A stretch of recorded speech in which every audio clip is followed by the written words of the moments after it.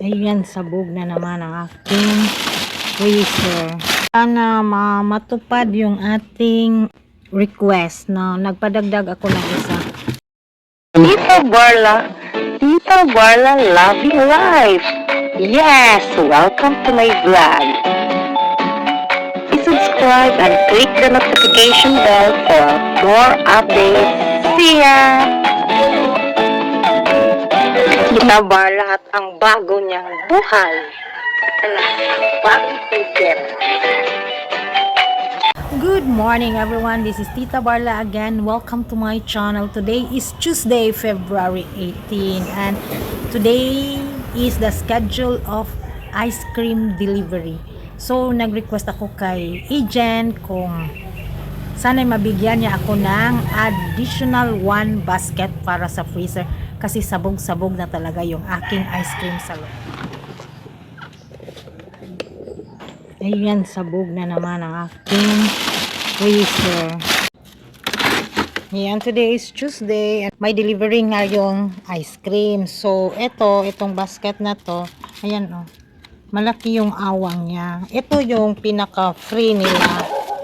So, after 2 years ng operation ni ice cream, bumili ako nito na lumiit na yung awang, which is, ito naman yung gusto ko kasi nga, magkahulog-hulog itong mga ice cream dito ba oh. Mapapasok lang yan oh. Tapos kung mga cones yan, ilalagay oh, posibleng magkabali-bali. So, ganyan. Bumili ako nito after 2 years kasi mahal din to, 600.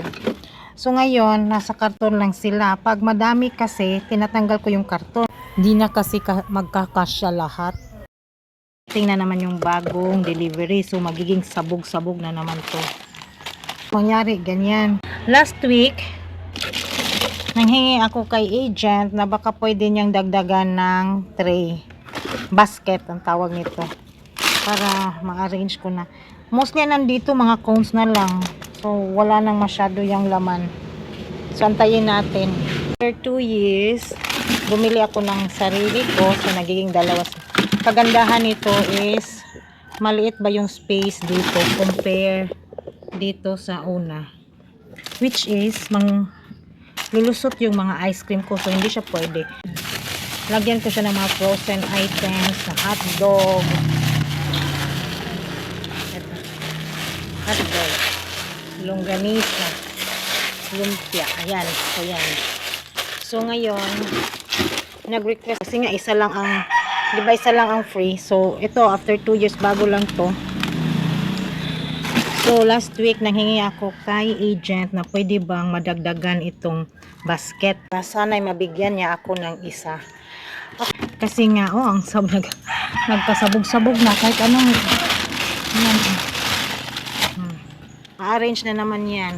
Ngayon bago darating yung stock, sana is may bagong basket. Update ko na lang. Tayin natin siya kasi ang datingan niya dito is mga lunchtime. So ngayon is 9:30 pa. 9:30 AM.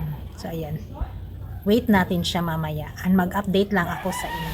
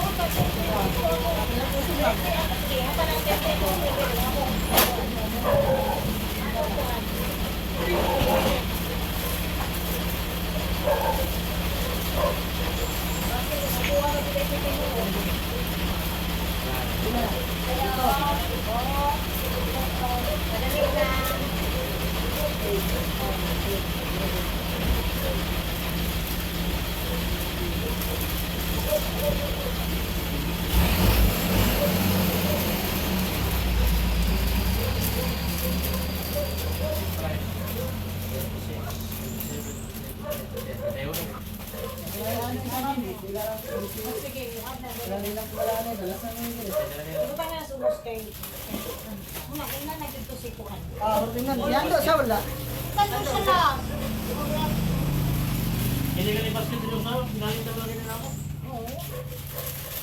May sugot lang ang kwartong isa lang yan hatang ako. Parang 2 years na ako na. Be very good naman to your client. Oh, i-add yan ito pila. Ano mo? Alit na diris bintana. Dana kwarta ka. Alit na diris. Dili na bintana. Take bintana na. Ano, tanaw ko sa inyo ha. Gas tayo. May padala. May padala. Pino na ako yung abdo nga na eh. Ano ba? Ilan lang kayo na. 1,495 na.